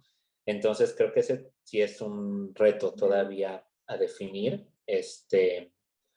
pero algo que sí hemos visto, bueno, que en casos más recientes, de 2020, 2021 para acá, es pues que las familias sanguíneas sí están más presentes, ¿no? Acompañando los casos, pues, desgraciadamente de sus hijas o de sus familiares asesinadas y, digo, ya con otra historia de vida de mayor, pues, integración, ¿no? Dentro de este proceso de transición de parte de la persona, de la víctima directa, y ya ven, pues sí, ya se ve más constantemente la familia sanguínea presente, ¿no? Pero pues a pesar de ello, desgraciadamente, pues pues nos heredaron este nivel de impunidad, entonces, bueno, sigue este tema de la familia social presente, y justo porque, pues, sí, de nuevo, la presencia de muchas compañeras trabajadoras sexuales con estas historias, pues, de nuevo, ¿no? Para no repetir, pues sí, tendría que atender ese tema en particular, ¿no? Y claro, pues el trato a víctimas, ¿no? Que también, de nuevo, se le ha estado capacitando a, pues, los agentes del Ministerio Público, el personal incluso policial, ¿no? Para, pues, tratar de forma digna a mujeres trans que también, pues, vienen a ser atendidas a esta fiscalía, ¿no? Y bueno, y el otro reto es que este esfuerzo a nivel fiscalía especializada, pues, también impregne a nivel, pues, institucional, ¿no? Porque, sí, digamos, porque estos casos no solo, pues, tocan aquí. Lo ideal sería que el trato fuera digno en cualquier tipo de caso, ¿no? Pero eso. Muchísimas gracias, Laila. Importante lo del tema de la familia elegida, ¿no? La familia social, el acompañamiento a las mujeres trans, y lo ideal sería que no estuviéramos hablando de transfeminicidio como tampoco de feminicidio, ¿no? Porque le apostamos a la vida y al respeto a la vida de todas las mujeres y que se nos respete el derecho a la igualdad, no la discriminación. Gracias, Laila. Y Diva, para hacer como preguntas más situadas porque en el contexto de lucha de cada una de ustedes, en Baja California, en Mexicali, ¿cómo está el panorama también en este tema de si hay tipificación, si aún no se considera? Aunque bueno, Diva nos ha dicho que no es lo esencial, ¿no? A lo mejor es un pasito, porque tendríamos que cambiar muchísimo el tema de la estructura, las mentalidades de las personas que discriminan, ¿no? Y que piensan que una mujer trans no es mujer y que por entonces no es importante nombrar y tipificar el transfeminicidio. Y además también cómo viven las víctimas allá. O sea, si tú también dentro de todo el tema de lucha, esa trayectoria, ¿no? Que tienes, has acompañado también a familiares o compañeras que han sido desafortunadamente asesinadas. ¿Cuál es el trato? Como bien lo dice Laila, tiene que haber un trato digno en todos los sentidos. ¿Cómo se vive por allá? Y si hay algún avance, al menos en papel, ¿no? Gracias, Diva. Bueno, me has preguntado acerca de Baja California, de Mexicali. Yo estudié allá hace 32 años. Radico actualmente en Nayarit. Pero claro, tengo una visión periférica de todos los problemas que hay en toda la República Mexicana, y recientemente en Mexicali se suscitó, ni más ni menos hace una semana, el ataque a una de nuestras compañeras con un bat, en donde le destrozaron el rostro, la mandíbula, estaba en riesgo su vida, estaba en un coma inducido.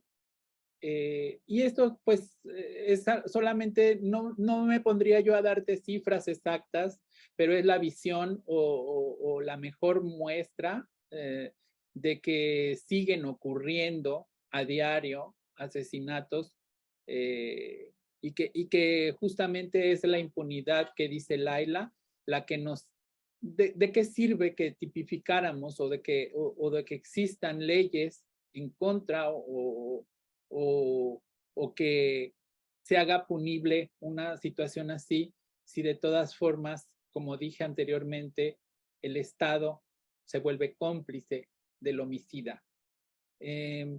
A mí me gustaría más, como para cerrar, bueno, comentarles, más allá de la visión de lo que ocurre aquí en Nayarit, de lo que ocurra en Baja California y de lo que ocurre en cada una de las entidades, porque formo parte del Observatorio de Crímenes de Odio, formo parte de discursos de odio contra la comunidad LGBT, y son grupos en los que estoy constantemente monitoreando todas estas acciones, ¿verdad? Pero también esta cuestión de la familia social que comentaba mi compañera Laila, y para yo no todavía volver a decir lo mismo, ¿verdad? De todas estas hazañas, de los hallazgos que han logrado poder articular dentro de Fiscalía con las personas que de repente han sido aliadas, como la chica de estadísticas y todas estas cuestiones que, como les dije yo anteriormente, por más que tengamos un censo o el resultado de unas estadísticas, yo estoy plenamente convencida de que no son fehacientes, de que eso no es la verdad, y de que muchas han sido remitidas, como dije anteriormente, al costal de hombres que tienen sexo con hombres, por esta cuestión performativa que hablábamos anteriormente, y que vuelve a recaer en la cuestión de lo que voy a utilizar como el cierre de todo esto que les he estado compartiendo. Pero comentarles también que la familia social no nada más es por el hecho de la comprensión y todo esto. La familia social se convierte en familia cuando rescatas a una compañera en situación de drogas, en situación de calle, a una migrante, o sea, todas estas cuestiones, pero que también al momento de morir no tenemos quien reclame nuestros cuerpos. Y nosotras hemos sido las que tenemos en resguardo 56 cuerpos en Casa de las Muñecas Tiresias, y vamos a hacer próximamente, no sé, sería muy aventajado de mi parte decir que este próximo 2 de noviembre, celebrando el Día de Muertos, tengamos a bien fundar o dar como a conocer el mausoleo comunitario que tenemos pensado hacer para poder depositar los cuerpos de nuestras compañeras, que muchas veces, aunque hayamos encontrado a su familia, de repente nos encontramos con la negativa de que, pues, ¿desde cuándo se debería de haber muerto? O no quiero saber de ella. Y cuestiones así tan fuertes. Entonces, justamente para poder reclamar el cuerpo de una compañera, ya no debe de ser necesario que venga alguien que sea una persona consanguínea directamente, sino que nosotras podamos decir, yo vengo por ella, como lo hizo Kenia con Paola, y exigir, ¿verdad? Que esa compañera, pues, tiene que tener una sepultura digna como cualquiera de nosotras. Debemos, a como dé lugar, eliminar la transfobia y todo discurso o mensaje de odio contra las mujeres trans, y sobre todo usando como pretexto el feminismo. Bien decía Socorro que no es lo mismo ser radical que ser trans exclusionaria radical feminista. Lo que pasa es de que hay un cierto sector del feminismo que no admite a las mujeres desde su genitalidad, son de determinismo biológico acendrado, que justamente el nombre viene de ahí, de lo TERF, Trans Exclusionary Radical Feminism, de su terminología en inglés. Pero es horrible que se use en contra de nosotras las mujeres trans como pretexto el feminismo, que es un movimiento justamente que busca lo contrario, la eliminación de la violencia en todas sus expresiones hacia las mujeres para justificar el odio manifestado en cualquiera de sus formas, ya sea la transfobia, la lesbofobia, el racismo, el clasismo, el biologicismo, el genitalismo, el sexismo y otras prácticas patriarcales totalmente. Como yo sé que esto fue lo que le movió a Analí desde el momento en el que yo abordé todo esto desde esa visión de los dispositivos que de repente nos remiten a como fin último el transfeminicidio, pues el movimiento feminista debe buscar la inclusión de todas las mujeres, respetando sus circunstancias y enfrentando una decolonización y una desgenitalización, porque la igualdad es solo una y las violencias son innumerables. A diario muere como mínimo una compañera asesinada. No hay nada que iguale el coraje y la entereza que muestra cualquiera de ellas al salir a la calle llevando como única arma la dignidad y la incertidumbre de saber si regresaremos a casa. Los datos del Día Internacional de la Memoria Trans arrojan que 350 mujeres trans y de género diverso fueron asesinadas, un 6% más que en la actualización de 2019, por ejemplo. El 98% de los asesinatos a nivel mundial eran mujeres trans o personas femeninas. El 62% de las personas trans asesinadas eran trabajadoras sexuales.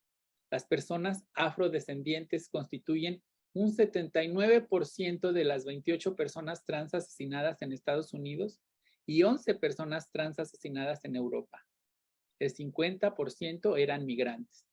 El 82% de todos los asesinatos registrados ocurrieron en Centro y Sudamérica, un 43% en Brasil, el 38% de los crímenes ocurrieron en las calles y el 22% en su propia casa. Porque las mujeres debemos de señalar que cuando hacemos un mapeo como esto que nos estaba comentando Laila, es inaudito pensar que las mujeres de repente decimos, ¿en qué lugar? Te pregunto yo a ti, Socorro, ¿en qué lugar es donde te sientes más segura? Llegando a mi casa, todas fueron el 22% asesinadas en su casa y a veces por la persona que les prometió amor eterno. La edad promedio de las personas asesinadas oscila entre los 15 y los 31 años de edad. Y así, como los asesinos de tantas mujeres trans no se conforman con haberles cortado la yugular y desangrarlas, siguen apuñalando nuestros cuerpos, como lo dije ya una y otra vez, 87, 95, 102 veces, cuchilladas con una hazaña y con un odio que no sé si responda a su supuesta hombría herida después de servirse sexualmente, o si sea el mensaje que pretenden mandar a las demás para recordarnos que así acaban con quien traiciona su sexo, a quienes les provocan repugnancia y después de lacerarlas, basurizan los restos en bolsas negras o las avientan por ahí en algún terreno baldío, como dije, o en un paraje escondido. Pero así, de igual forma como en el mundo se exhiben tantas imágenes crueles y notas revictimizando a tantas y tantas hermanas trans, cuyas voces nunca más volveremos a escuchar, considero que la vida de todas estas mujeres nos lanza al viento un grito de libertad en respuesta a tanto odio, un ejemplo de voluntad por vivir la dignidad, el valor y la honestidad como un homenaje a las mujeres diversas que han sido acribilladas, porque al final de los tiempos, el amor entre nosotras es lo único que nunca van a poder aniquilar. Muchas gracias. Iva, gracias.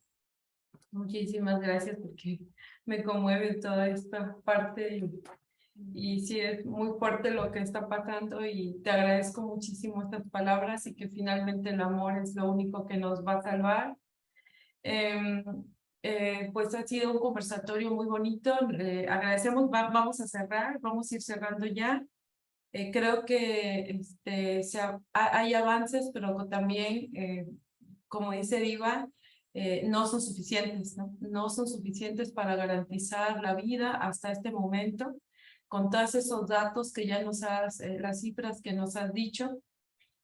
Siempre dice que son importantes las cifras, pero pues basta con que asesinen a una mujer y a una mujer trans, pues con eso nos deberíamos de mover de nuestra comunidad, de nuestra zona de confort y pues hacer algo para formar parte de esta lucha colectiva, ¿no? Que es de todas, seguramente, y yo sí como feminista digo que es una lucha también y que sí que el feminismo no tiene que excluir a nadie. Pues bueno, Laila, te voy a ceder la palabra también para este cierre, para que nos digas, tenemos 3 minutos para el cierre.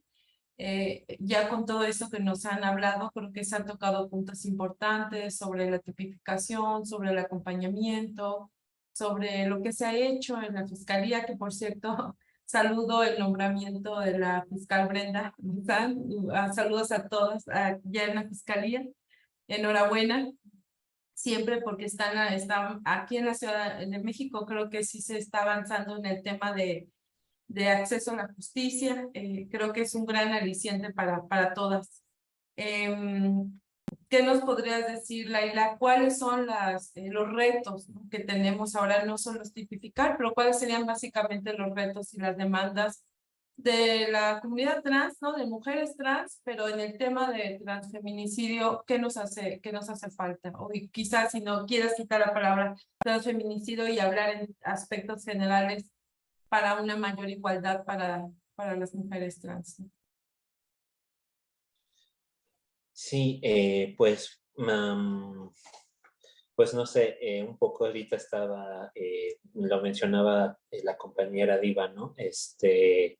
Pues respecto a que no es suficiente la cifra, porque justo el tema del subregistro, que creo que es un problema, pues que en general tiene la institución, ¿no? Que en general tiene el estado, de que pues la realidad siempre rebasa, ¿no? Pues sí, a la institución o incluso nuestros conceptos, etcétera, ¿no? Entonces, digamos, bueno, pues por lo que respecta a la fiscalía, pues sí, ¿no? Pues sí, el reto es ese, ¿no? Como poder que esta perspectiva pues, que se ha cuidado desde acá, pues pueda permear no solo a nivel Ciudad de México, sino pues que pueda, pues sí, que pueda haber esfuerzos análogos a nivel federal, en otros estados, etcétera, porque pues es una realidad, ¿no? Pues que en los estados no podemos dimensionar, ¿no? Pues porque, bueno, al menos desde acá, porque los contextos son bien distintos, la ciudad tiene sus particularidades, ¿no? Y bueno, y más allá de la respuesta institucional, pues bueno, siempre es esa pregunta, ¿no? Porque, bueno, desde la institución se pueden hacer muchas cosas, pero pues sí, pues el asegurarnos pues un lugar seguro a todas, ¿no? Pues pasa por otras dinámicas, ¿no? Pues sí, pues sí, por esta apertura a ver a la otredad, ¿no? Pues justo en esa diferencia, ¿no? Eh, no, digamos, no solo en ver en qué podemos compartir luchas, sino aunque no las compartamos, pues también saber, pues justo, ¿no? Pues que esa violencia está ahí, ¿no? Y que pues esas historias de vida también, pues también cuentan, ¿no? Porque son historias de vida, pues de personas, ¿no? Entonces, bueno, ahí creo que, pues, no sé, ahí caben pues otras cosas, ¿no? Lo que decía la compañera Diva, ¿no? El amor, los afectos, otro tipo de educación, ¿no? Y también un poco, me quedé un poco pensando en esta discusión de estos feminismos trans excluyentes, también pues otros tipos de formación, ¿no? Y de también, eh, no sé, o sea, un poco, eh, no sé, yo veo en muchas, sobre todo en compañeras jóvenes, ¿no? Que pues acaban un poco, pues, secundando este feminismo radical trans excluyente. Entiendo, ¿no? Pues la situación del país y que eso genera enojo y genera un montón de cosas. Pero, y justo ahí también, creo que también está ahí un trabajo pendiente, ¿no? El tema, pues, de las emociones, de la salud mental, ¿no? También, y de justo de interpelarnos desde otros lugares, ¿no? No solo desde la reacción, ¿no? De que se transforma en un buscar de chivos expiatorios, ¿no? Y que creo que es algo común en cualquier discurso, pues, de odio, ¿no? También, pues bueno, yo soy judía conversa, entonces también desde ese punto de vista lo veo, ¿no? Esta cosa de echarle la culpa a alguien, ¿no? A ese que además siempre ha incomodado por la razón que sea. Entonces, no sé, creo que también pues toca vernos pues desde esa diferencia, ¿no? Y bueno, y desde la institución, pues generar estos estándares, estos pues protocolos. Ahorita se está trabajando en el protocolo de feminicidio, ya no digamos, se está pues perfeccionando, ¿no? Se están discutiendo otras cosas y que un poco la intención es que ahí también entren pues estos parámetros, ¿no? Para el tema de transfeminicidio con, de nuevo, estas particularidades, ¿no? Que se ven. Eso sería todo de mi parte. Muchas gracias por la invitación. Gracias, Laila. Adelante, Diva, para tu cierre. Bueno, pues sí, como dice mi compañera Laila, todo eso que dice, lo apruebo totalmente. Abono yo nada más el hecho de justamente tratar de hacer redes, ¿verdad? Que justamente durante no nada más un periodo, ¿verdad? La lucha ha continuado, se llame como se llame, las autoridades, el órgano que implemente la penalización de esto, no importa cómo se vaya a llamar, pero que no sea una simulación, que todo lo que articulemos y lo que determinemos, porque viniendo de nuestras propias voces justamente es en donde radica lo especial de todo esto, porque estamos diciendo que no es una ficción, que nos están matando, que no somos peligrosas, que estamos en peligro. Y sobre todo esto, todo este andamiaje, este pasaje que les di como un repasón, ¿verdad? De la historia, de todo lo que nos repercute, pues me hace a mí ser responsable desde la academia, porque es lo que nos unió aquí, el momento en el que estamos viendo toda esta perspectiva desde otro ángulo, desde otra óptica, porque no todas las compañeras justamente han tenido acceso a la educación, y que nos lleva a nosotras de repente en un puesto, en un mando de poder, en el hecho de haber tenido las bases y las herramientas para poder luchar, lo que muchas a lo mejor no han tenido. Poner especial interés en justamente cambiar el panorama y el contexto para todas las que anteceden y para las que hemos sobrevivido. Porque entonces llega el momento en que piensas, ¿y qué va a pasar con nosotras? Que no tuvimos una seguridad social, que no tuvimos un trabajo estable el día de mañana.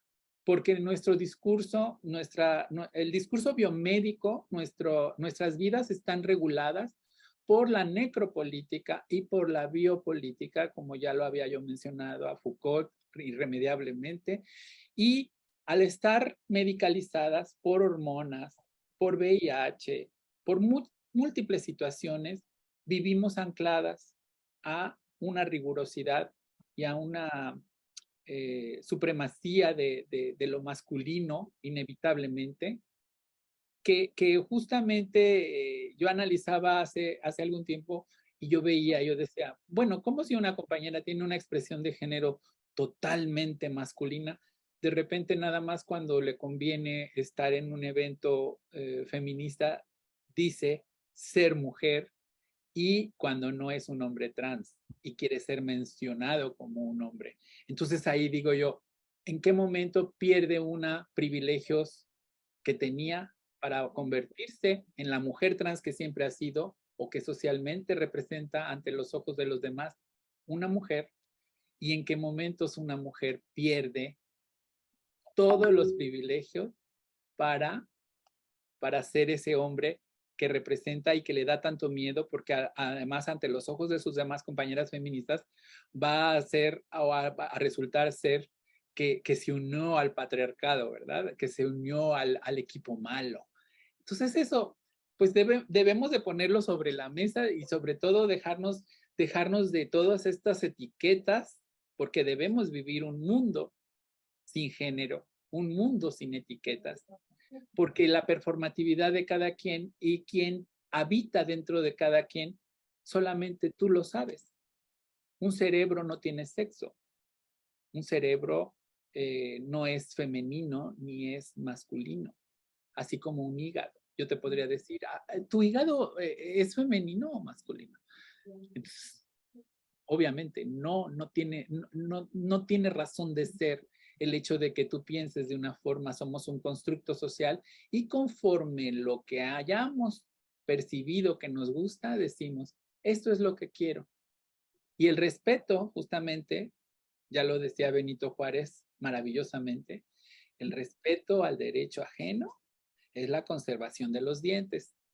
Entonces, esa es la máxima. El respeto justamente entre los individuos y en las naciones es al derecho ajeno, es la paz. La paz. Busquemos siempre círculos de paz, tanto en las IES como en la vida pública, no nada más en las escuelas y en las universidades, pero obviamente si somos de donde sale la formación de todo el futuro, ¿verdad? El pensamiento, ahí debe de existir. Sin embargo, podríamos hablar de protocolos y de diagnósticos que han hecho con respecto a todo esto, que mientras que estén ahí, como un libro empolvado, nada va a servir. Llevémoslos a cabo. Transversalicemos la perspectiva de género. Con eso, yo siento que vamos a tener un mundo mejor. Pero cuando lo logremos, porque inevitablemente no se ha logrado, como lo dije en lo que dije anteriormente, los feminismos nunca van a poder lograr erradicar el patriarcado. La discriminación y la violencia son partes fundamentales de nuestras vidas. Las mujeres trans vivimos desde que nacemos hasta que morimos en la violencia, inscritas y como activistas más y con todas esas intersecciones que nos cruzan.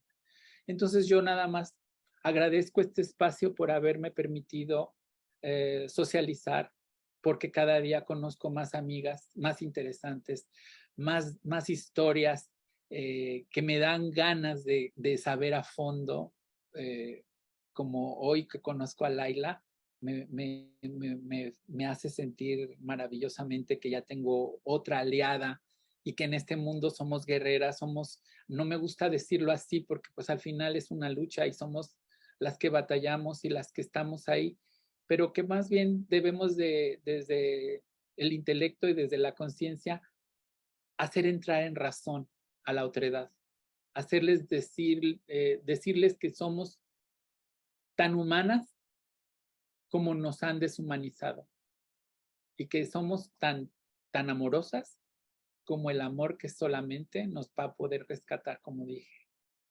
Les agradezco mucho. Muchísimas gracias, Diva. Bueno, muchísimas gracias, Anneli, Ceci, Yelitza, Laila. Bueno, Marco también, y a todas y todos quienes nos han seguido también por nuestras redes sociales. Te cedo la palabra, Anneli, para cerrar. Gracias. No, muchas gracias por esto. La verdad es que tomé muchas notas porque creo que hoy han dicho muchas frases que tienen que ver un poco con esta cuestión teórica, como bien hablaba Diva de lo académico, pero también con este otro lado jurídico que es siempre necesario, y por eso nuestro trabajo con Soco, con Yelitza, siempre de la mano. Y creo que hemos puesto en la mesa muchísimas cosas, pero sobre todo a mí me gustan estos debates porque creo que favorecen un poco al problema, ¿no? Más que estar mostrando soluciones, sino más bien diciendo, sí, esta lucha está así, pero realmente tenemos muchísimo trabajo más, siempre en unión, ¿no? No quiero decir unidas porque hasta ni siquiera me gusta la A, en unión, vamos a decir. Entonces, muchas gracias a todas. No sé si hay todes, pero todes, todas, todos.